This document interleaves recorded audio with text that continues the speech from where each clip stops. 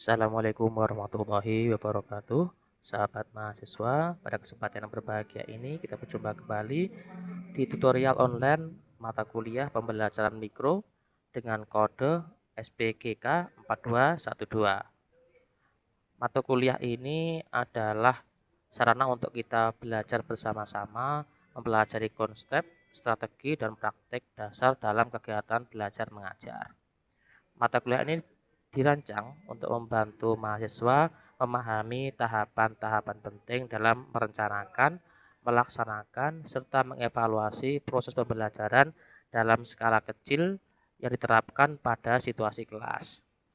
Harapannya nanti semua akan aktif dalam mata kuliah ini, terutama saat web, sehingga akan membantu kelancaran acara. Terima kasih.